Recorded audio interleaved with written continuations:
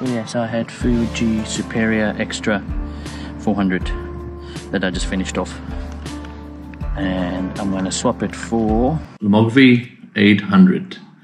I'm not the first to be using this film. It's also available worldwide, so you might very well know and have shot this film. So let me know if you have in the comments, if you've shot Lomography 800 and what do you think. So yeah, I went out actually quite a while ago when we first moved to Wuxi, so September maybe, and I shot some of this, and yeah, was at the lake, and I've got some behind the scenes video that I took on the GoPro, so I'll play those as well as we go through. So let's get into it. Let me share what I think and show you some of my photos that I took. I went out with my trusty Canon new f1 and the 50mm 1.8 FD lens.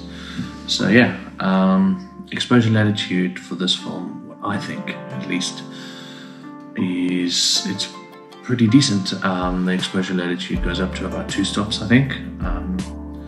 And yeah, I was shooting going from late afternoon to sunset, so it was quite bright towards the end of summer. And yeah, some of the shots were quite overexposed, but I still managed to retain some information in the shots. So yeah, about 2 stops over, I think. Underexposing, I found in most film, underexposing is where most film just falls apart. So yeah, you can underexpose, but not all that much. Sharpness, it's about as sharp as a butter knife. Although from some of the images you'll notice that sometimes it's quite sharp and then other times it's not sharp at all.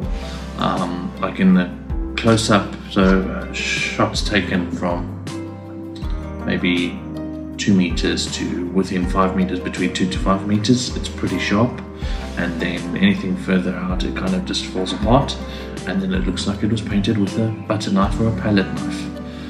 So yeah, contrast, it has decent contrast. I was actually pretty fortunate. I got that guy coming through. This is one of the sucky things about film, is that you can't see what you got until it's developed, but that's also one of the cool things. So I wouldn't say it's the most contrasty film, but it is pretty contrasty. And then grain, it has, well, in my shots at least, and I'm not really sure if I shot it wrong or I did something wrong with it, because the images that I have are quite varied, so it seems that maybe I did something wrong, I didn't expose correctly, or just that's what the film was like. So I also don't know, it's not expired. I got it just like this, so I didn't have the box, so I don't know if it's expired. But yeah, grain medium, although medium to heavy actually in some of the shots. It is very, very grainy, especially if underexposed or the shadows aren't exposed correctly, not exposing for the shadows.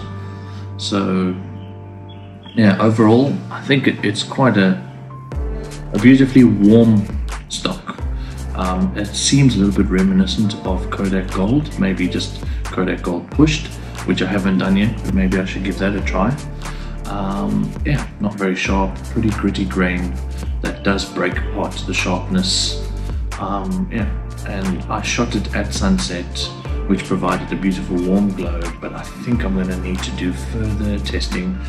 I have a few shots from this roll that I really like, and I realize now I'm speaking pretty fast, so let me try.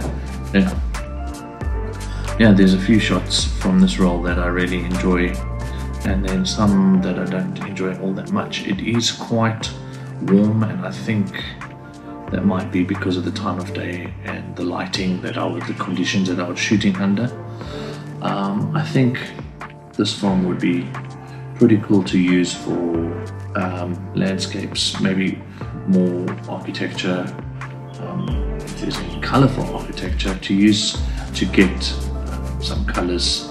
It's obviously a colour film, and I think sunsets, even going towards the end of sunsets or the beginnings of sunrises it could handle that quite easily, obviously because of its faster speed. Maybe low light portraits. It does quite well with neon lights. If you don't really expose for the lights, but you expose for the shadows, the lights come up quite nicely, and I have a few of those shots. So yeah, that's my thoughts on Lomo 800. I think I'm definitely going to give it another go, try it out again, and then yeah, maybe I'll be able to get better results or do something differently that just makes it look a little bit better. I have read that some people do recommend it as a cheaper alternative to Kodak Gold because it is quite warm and it does kind of have a similar cast or tone to it in some cases. So yeah, I don't know if anyone knows, but I'm trying to do some research on Lomo film. Is Lomo film produced, manufactured by Lomo, or is it just Kodak stock or some other manufacturer that they just repackage and maybe do something to? Most people would say that it's Kodak repackaged, but from what I can find is nothing.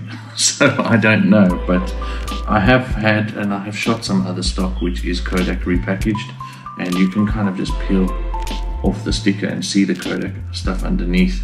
But with Lomo stuff, it seems like they've taken great care in packaging it. So if anyone is in the know, let me know down in the comments. I was going to say let me know downstairs.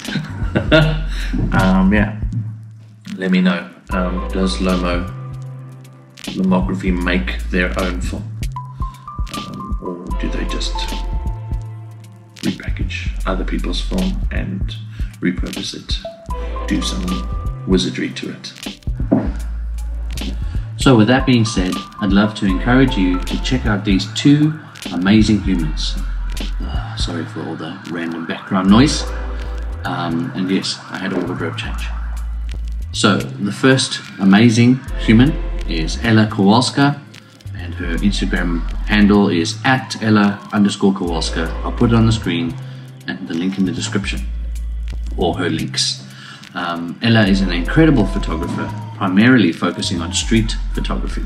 Her style is vivid and full of color. Her use of color is just out of this world, and Ella has a phenomenal ability to see and make otherworldly images with clever framing and usage of foreground objects.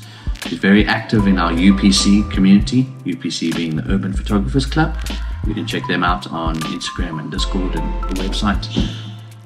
And is incredibly kind and a wonderful resource of inspiration and knowledge, whether that be cool places to try and shoot or what techniques to try. Always willing to help, and she's always sharing her thoughts and comments and encouraging all of those within the community. So definitely give her website, her Instagram, anything of hers, just give it some time, take it in and be inspired by that. And then person number 2, Lonnie Bruton. I hope I'm saying his surname correctly. And handle is @Lonnie.Bruton. Yeah, I'll put it on the screen and links in the bio, the description. On Lonnie's bio, he says about himself: novice photographer documenting everyday life, street and travel adventures. And I kind of have to disagree somewhat with Lonnie. He is a prolific photographer who is incessantly practicing his craft and always asking questions and seeking to improve for himself. He is unendingly helpful, kind, and an immense figure of support for photographers and creatives everywhere. His work is equal to him as a human. He makes work that shows kindness and consideration and a keen eye for beauty. I met Lonnie on Threads, and he's just been the most supportive and inspiring and encouraging person, just always involved in the community, encouraging others, but also always working on his own craft and just trying to further develop his understanding of photography and everything within that world. So yeah, check Lonnie out and just be inspired by those two really, really amazing humans. And yeah, I'd like to thank them for letting me have this opportunity to just share a little bit about them and share their work. And yeah, thank you guys for watching. The secret phrase is, don't be afraid of mistakes. And as always, just keep making stuff. I'll see you in next week's video, but also I'll be going to Shanghai this week for my wife's birthday with her parents, and I'll be shooting some Shanghai GP3, which is a black and white film made in Shanghai, and I'm going to be shooting it in Shanghai, so that's going to be fun.